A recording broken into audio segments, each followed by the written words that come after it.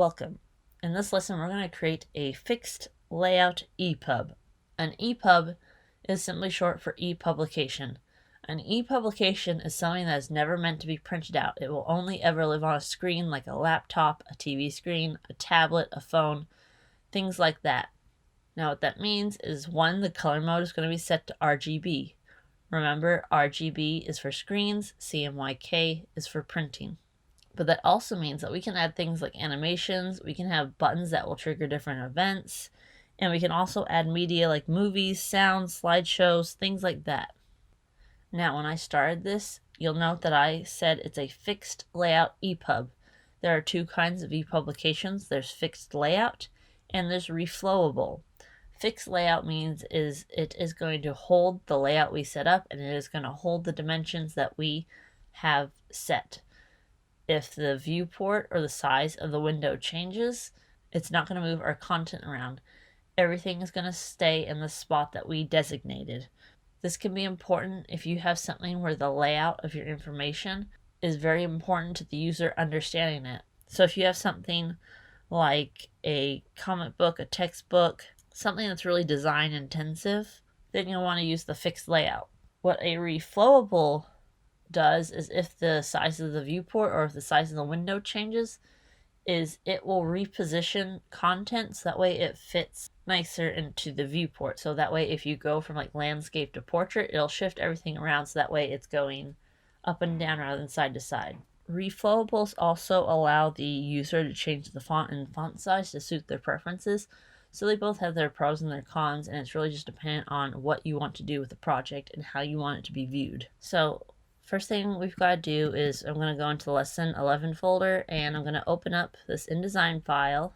It should say the 11 fixed layout partial.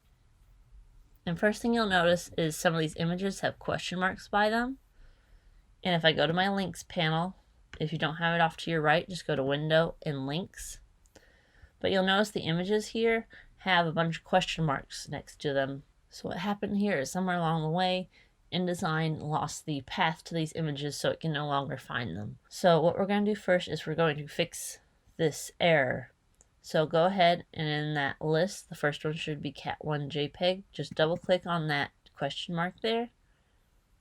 And then we're going to select the cat1 JPEG. Make sure search for missing links is checkmarked. So that way when we hit open, it will go through the rest of the folder and see if it can find any more of these images. And if it does, it'll say it relinked it. So that way we don't have to go through each individual image. We just have to find one, and then it will go find the rest for us. So when you do that, it should say it relinked 10 missing links, and then just hit OK. And then that problem's fixed. Next thing, I'm going to go over our animations. So if you zoom in and click on the object that says, "and we can provide it with love," you'll notice that there's a dotted line around the object that's telling us it's in a group. But also you'll notice there's a little symbol in the corner with 3 circles on it. That is telling us that it has an animation applied to it. And we can see that with this green line here. That green line is the motion path.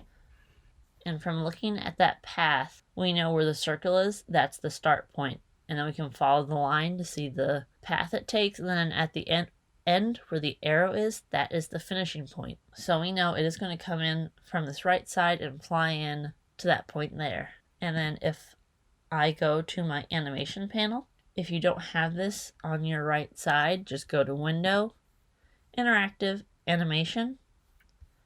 But with that group selected, we can now see all of the settings that are applied to the animation. So we can see the name, which is animated group. We know that the preset is flying from the right with some extra settings applied to it. The event is on page load, so when the document opens, it'll play the animation. It's not going to wait for any further interactions from the user. And then we can see the duration, how many times it's going to play. If this was something where we wanted it to play over and over, we could check mark that loop and it would set it to that.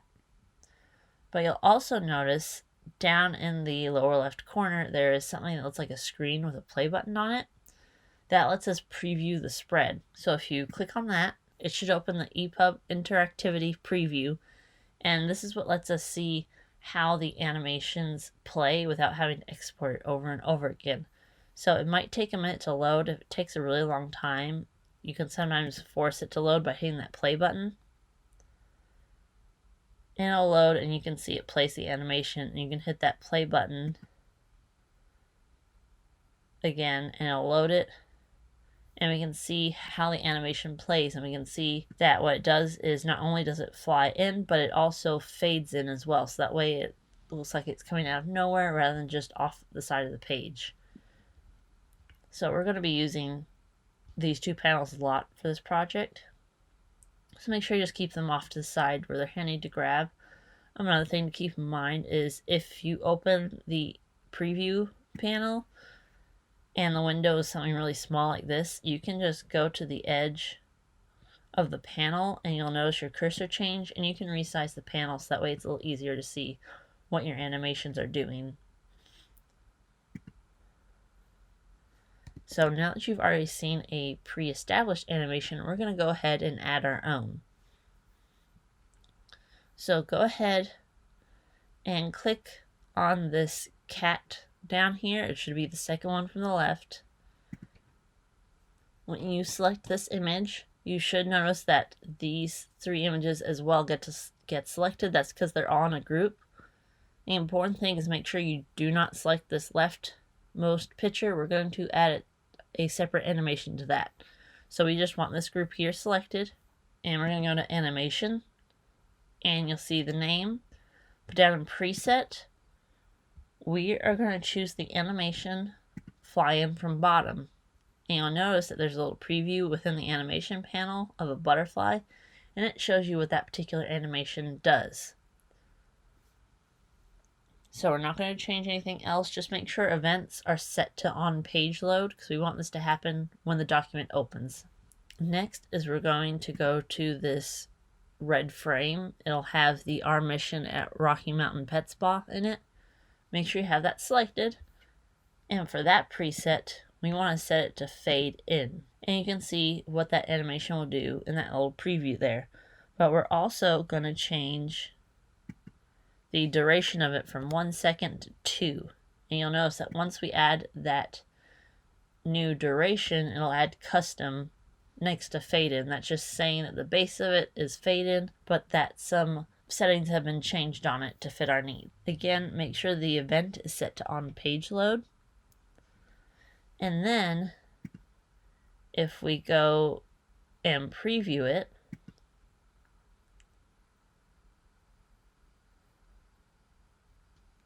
you'll see that the text flies in from the right, then these 4 images fly in from the bottom, and then the text here fades in from that spot. Now you'll notice during the preview it plays each of these objects one after the other. Now something like this, you don't want to keep your user waiting long for the content to load, so having each individual object play one after the other rather than simultaneously, that can add to your loading time and when the user can actually start reading it, and you don't want your user to get bored waiting for all your animations to play. So we're going to mess with the timing of this, so that way 2 of them will play simultaneously with each other. So we're going to go to Window, Interactive, Timing.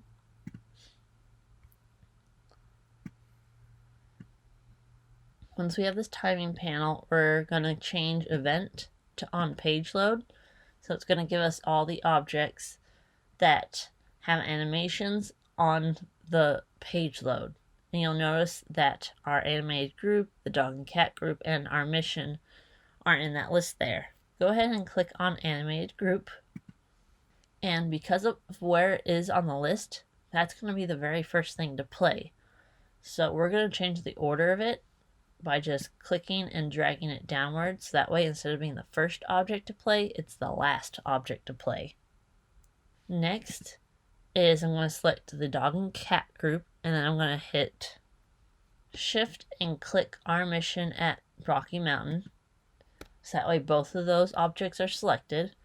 And you'll notice this symbol that looks like an arrow with a chain link next to it. That's going to be our Play Together button. go ahead and hit that, and you'll see this little bracket appears. That is telling us that on the page load, it will play both objects at the same time. So it's going to save some time when the user can actually look and see our design. Next is I'm going to click on the dog and cat group, and I'm going to change the delay to 1.5 seconds. And I'm going to go back to my preview, and I'm going to hit play just to see what that looks like.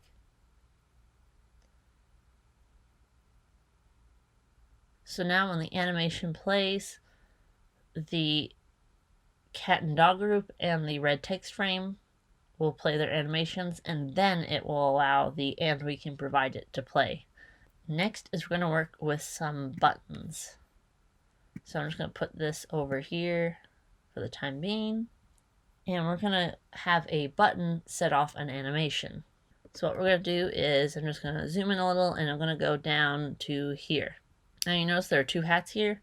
Go ahead and grab this first one here and place it on the Labrador,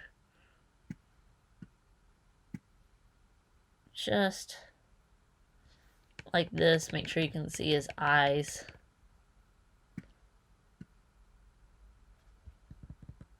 So just place it somewhere near there.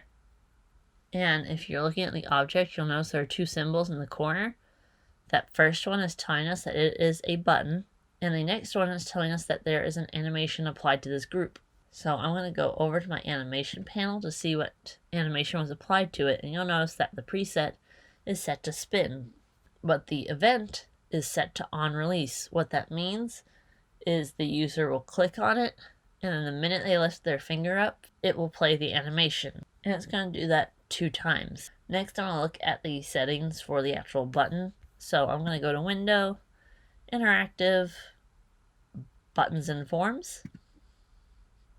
And I can see all of the settings that are put on that object. So under Actions, it has Animation, and it has the animation name. And the event is it's going to wait for a mouse click. And if we go back to our little preview window and we hit play, it'll load up the project. You'll notice the hat is there, and if we click on it, it spins around twice. Next is we're going to configure a button so that way it animates a different object. Alright, so next is I'm going to go to the right side of my page here, and you'll notice this cowboy hat here. And it has an animation already applied to it, but if we go back to our preview,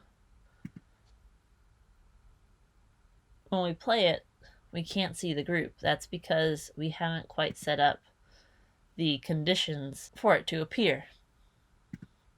So what I'm going to do first is I'm going to make sure I have nothing selected, and then I'm going to grab my frame, my rectangular frame tool, and make sure that your fill is set to none, and then make sure your stroke is set to none as well, so that way it's invisible.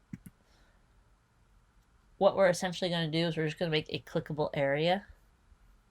So go ahead and make a invisible rectangle that's about the same size as the image of the dog. You should be able to see it from the crisscrosses there. Alright, now I'm going to go to the Buttons and Forms panel, and I'm going to make sure that the type is set to button.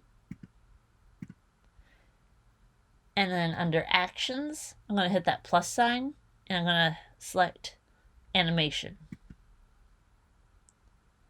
Then you'll notice there's a section here that says Animation. Go ahead and in that drop down, select Hat Group 5. So that's this object here. So it will play that animation when we hit that button. Then I'm going to change the name of it to Add Hat. And I'm just going to make this one word. And then when I go back to my preview here, if I hit that play button to reload the changes, and if I go over here and click, it'll play the animation and it'll add the hat to that dog. Next is I'm going to make a button to trigger a custom motion path. So I'm just going to zoom back out, and I'm going to look up here in the 4th column. So there's like a front-facing cowboy hat there, and I'm just going to select that hat, and you'll see the motion path appear.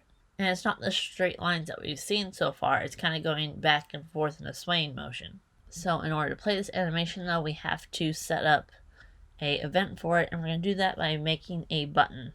So again, just grab your rectangular frame tool, and over the cat in the fourth column, go ahead and just make a frame that covers the image. Again, make sure that both your fill and stroke are set to none. And we're going to go back to buttons and forms, and we're going to change the type to button. We want the action to be animation. And down in animation, we want to select hat group 4.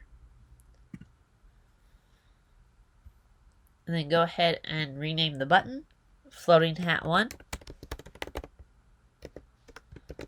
And then make sure the event is for on release or tap. And now if we go to our preview again,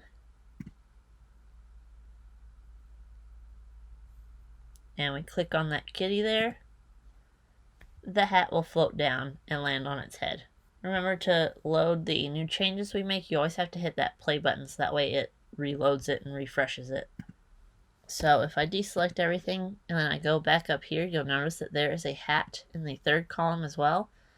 This time we are going to make the path ourselves. So I'm going to deselect it. I'm going to grab my pen tool. The shortcut for that is P on your keyboard, or you can just go over here. It should be the tool underneath your stroke tool. Alright, so with this tool I'm going to go ahead and make the path. Now I want it to start inside the hat, so that way the path starts above where the edge of the project is. So I'm just going to click once to start the path, then I'm going to go down here, and if I hold and click and then drag outward, I can add a curve. And I'm just going to keep doing this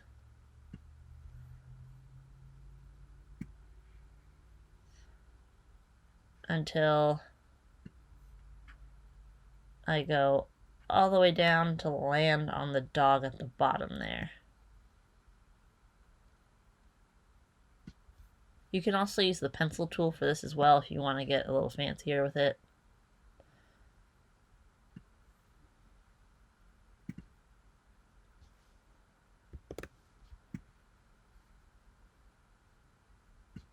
There. But just make sure that the path is going straight down and lands on the dog's head. And then make sure you don't have any strokes attached to it. So make sure that's set to none and the fill is set to none as well. So once we have the path set up, we're going to select both of those objects. And we're going to go back to the animation panel. And down at the bottom right, next to the trash can, you'll notice this line with a big middle and it has an arrow at one end. This will allow us to convert the line to a motion path. So make sure you have both the hat and the path selected. And then we're going to hit convert to motion path. You'll notice that our line that was once red is now green. And then down in events, it's going to be set to on page load. We don't want that. We want to tie it to a button again. So go ahead and just go to the drop down and click on it again, and it will uncheck it. And if you've done that right, it should just say events and choose.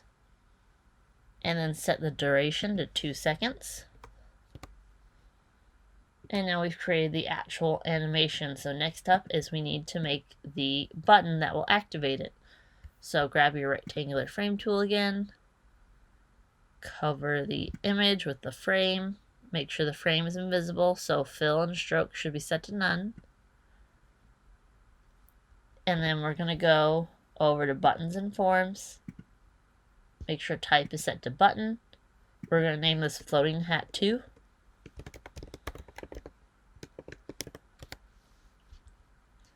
Event is going to be for release or tap. Action needs to be animation. Then for animation, we want to set that to hat group 3.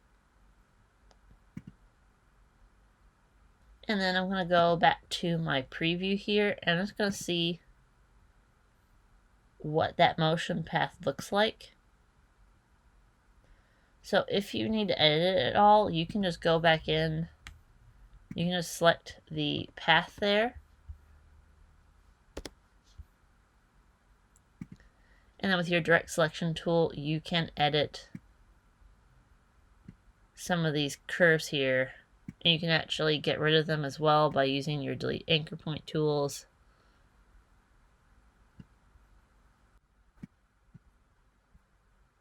But just go ahead and edit it as need be.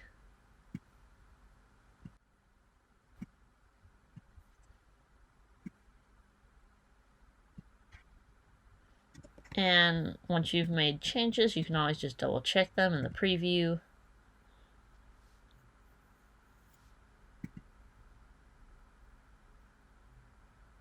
Once you're happy with it, you'll notice that we have one animal left that doesn't have a hat on it. And go ahead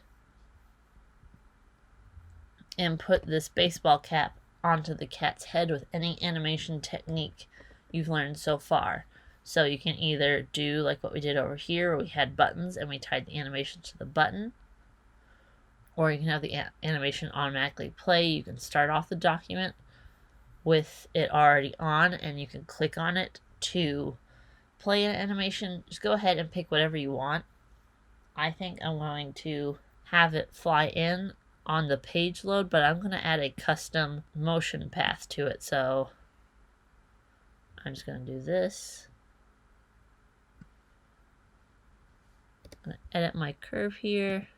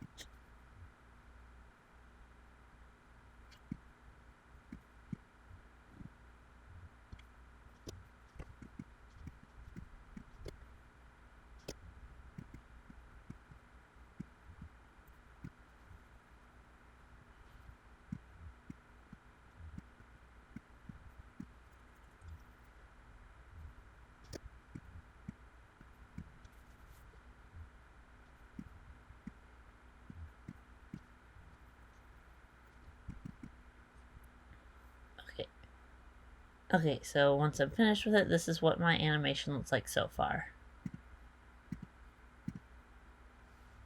Next, I want to create a navigation button. So I'm going to go back over to the right side of the page, and you'll notice there is this triangle here. Go ahead and grab your rectangular frame tool, and we're going to draw a frame over this triangle here. So I'm just going to go to the very corner of the page and drag up until it meets the corner of the picture there, so that way the frame is covering the triangle and a little bit of the space around it. And again, make sure the stroke and fill are both set to none. Next, I want to go up to my buttons and forms. It's going to be a button. And for the action, we want to set it to the go to next page.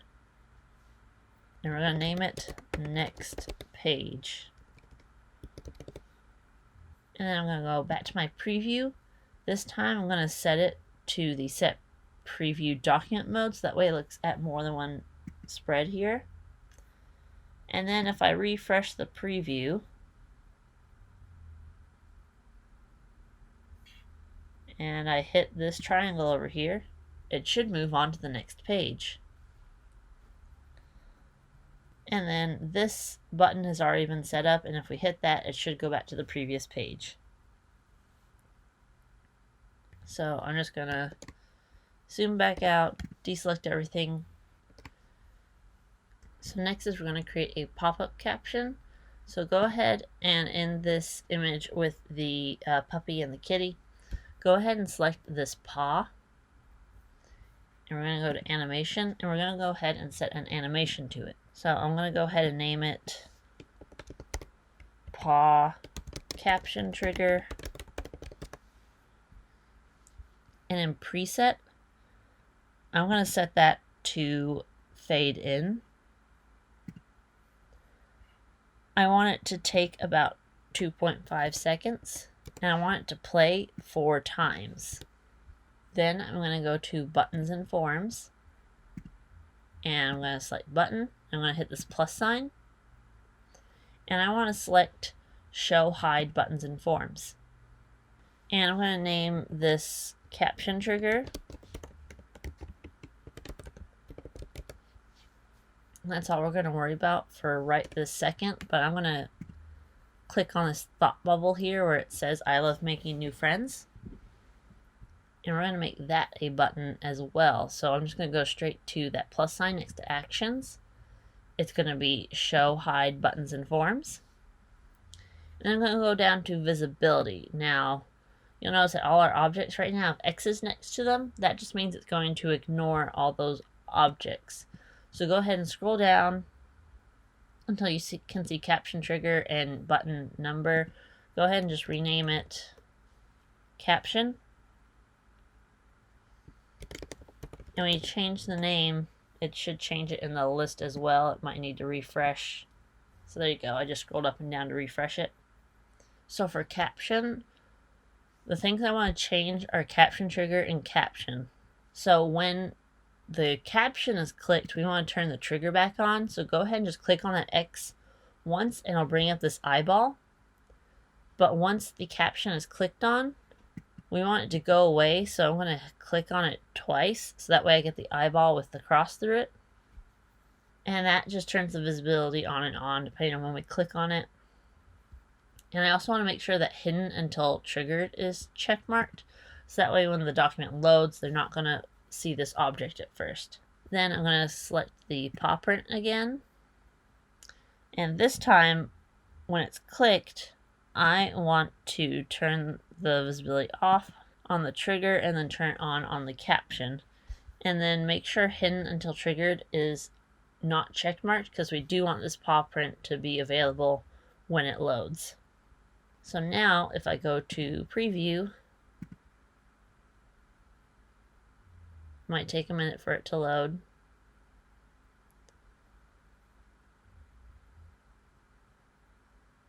And you'll see that button fades in. And if I click on it, it brings up the caption. And if I click on the caption, it brings up the button again. Next is we're going to work with adding multimedia and interactive elements to our document. So first up is going to be we're going to add a movie. So go ahead and go to page 2. It should look like this. Alright, so if you look closely at the page here, you'll notice there are these light blue guides here.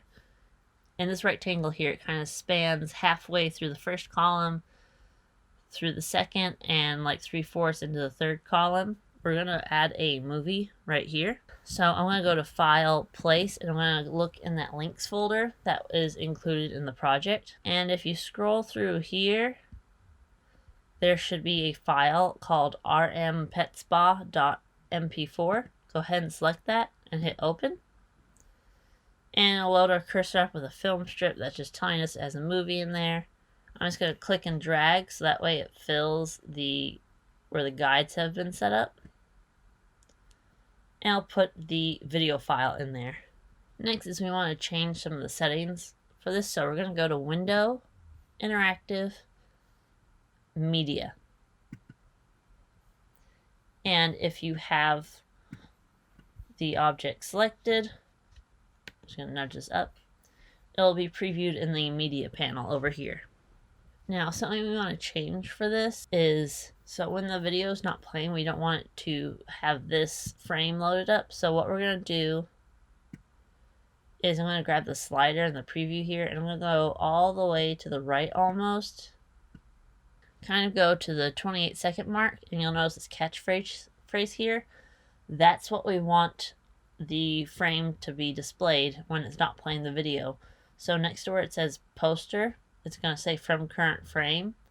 We want that, and then just hit that refresh button next to it and it will change the preview image to this frame right here. And then if I go back to my preview here, I have to refresh it.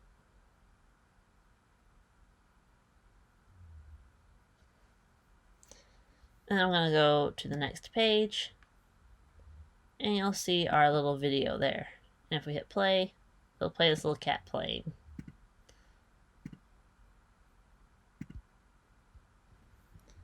So there's that.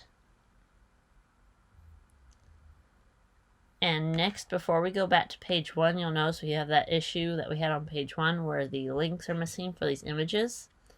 So I'm just going to go back to my links panel, and I'm just going to double click on that first image there. And the one I clicked was the one with the poodle, so I'm just going to hit open.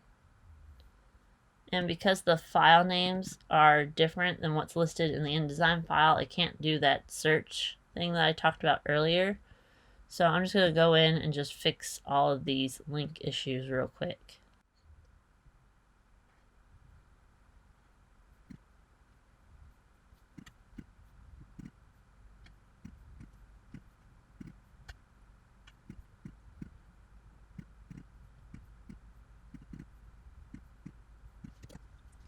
Once that link issue is fixed, go ahead and go back to page 1.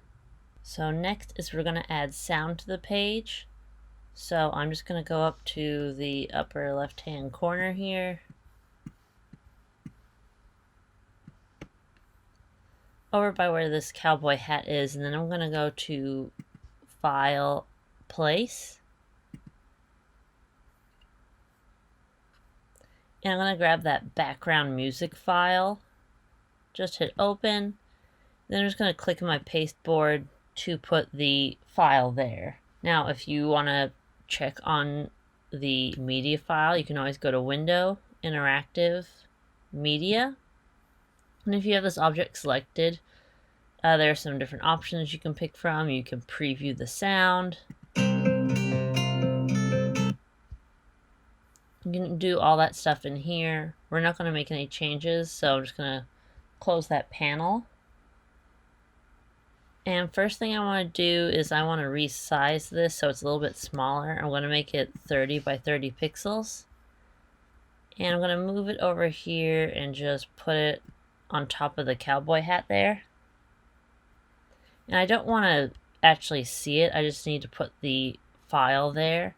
So I'm going to right click, arrange, send to back. So now it's going to be at the very back and it's hidden underneath the cowboy hat. Once I've done that, I'm going to deselect it and select the actual hat now. And then I'm going to go to the buttons and forms panel, and we're going to make that a button. We're going to name it Play Music.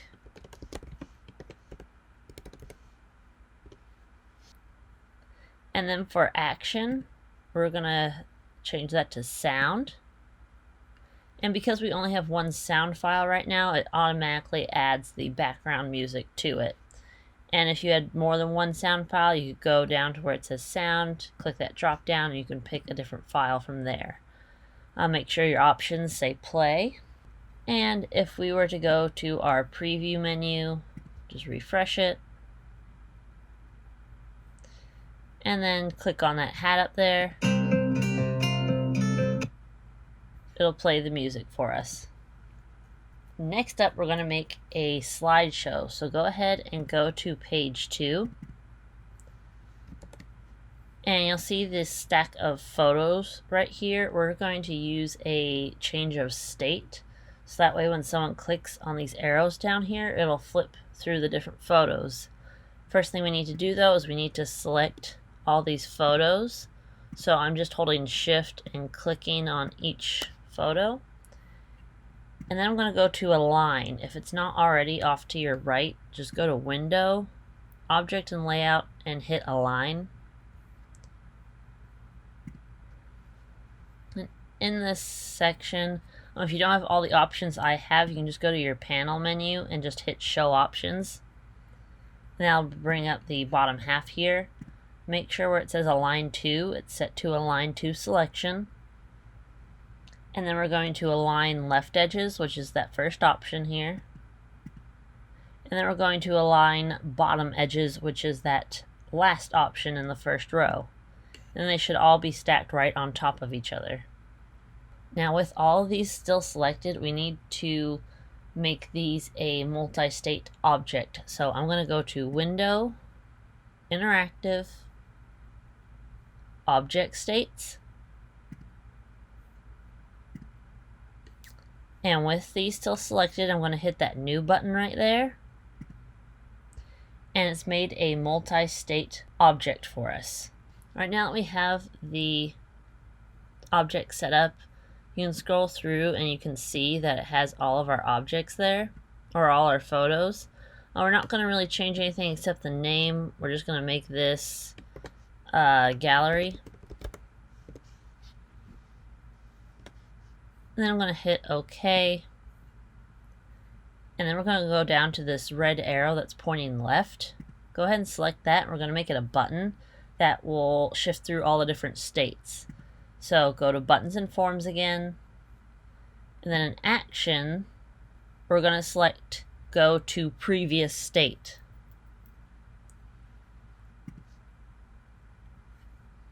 And then just name the button Previous.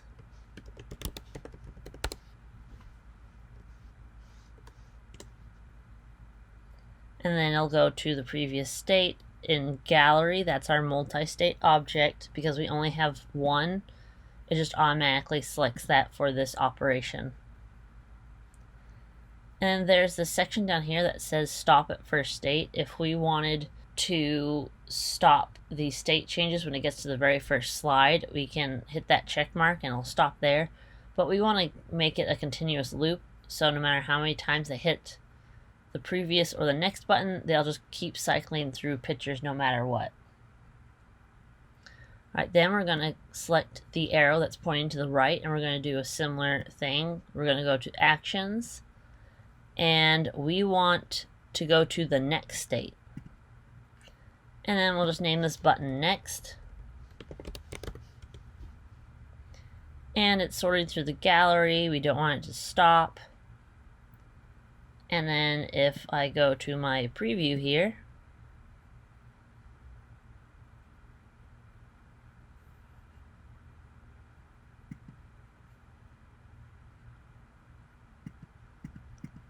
you can see it cycles through all the little animals there. And next we're going to create a hyperlink. A hyperlink is just a URL that will take the user to a specific website. So I'm going to select this photo down here. It's underneath cat spa. We're going to make the hyperlink out of that photo. So once you have that selected, I'm going to go to Window, Interactive, and Hyperlinks. And then with that image still selected, I'm going to hit this New button in that panel. And it'll bring this up. So make sure it has link to URL, and the website that we want is http://www.humanesociety.org. And then if I hit OK, I'm just going to close that. And if I go to my preview here,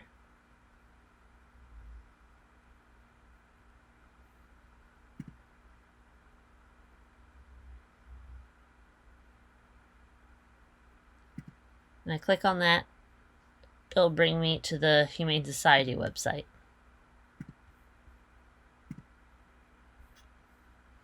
Alright, next is we need to actually export it now that we have it set up the way we want to.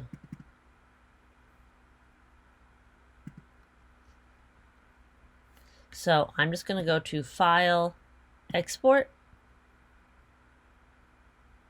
and then just save this in the Lesson 11 folder as your last name, Prac 11. Make sure the format is set to EPUB fixed layout. The fixed layout is important for what we're doing. So make sure it's EPUB fixed layout and then hit save. I've already got a version of this in here, so I'm just going to hit replace. So there are a couple things that I want to make sure that you have set up. So under export range, make sure it's set to all pages because we want both that first page and the second one. Cover should be rasterized first page. Navigation TOC, which is table of contents, set to none. And then in spread control, disable spreads. Now we're going to go to the metadata. This is the visible information that you can see if you right click on a file and go to properties. But in metadata, we're going to add a title to this. Title it multimedia brochure. And then under creator, just put your name. And then we're going to go to conversion settings. Make sure this is set to PNG. And then go to viewing apps. This is where you could set what app is required to open up this document. I'm just going to go ahead and leave it as my system default. And when it says system default, for my computer, it'll open the VitalSource Bookshelf app. But maybe on another computer, that might be a different program. So if there was a specific application you wanted to use and it's not in this list, you would just hit that add application button and you would simply just find that program on your computer. Once you're done there, just hit OK.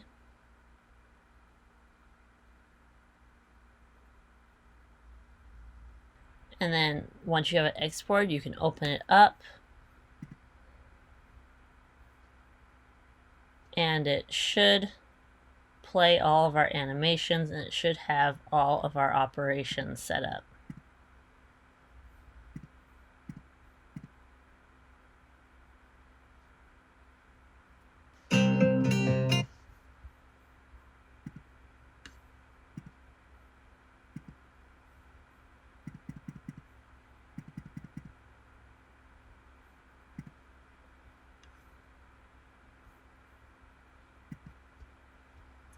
So there you go. Once you're happy with it, save the InDesign file as your last name underscore prac11. Make sure that's saved in the lesson 11 folder with this export. And then you can just go ahead and turn it all in on Canvas.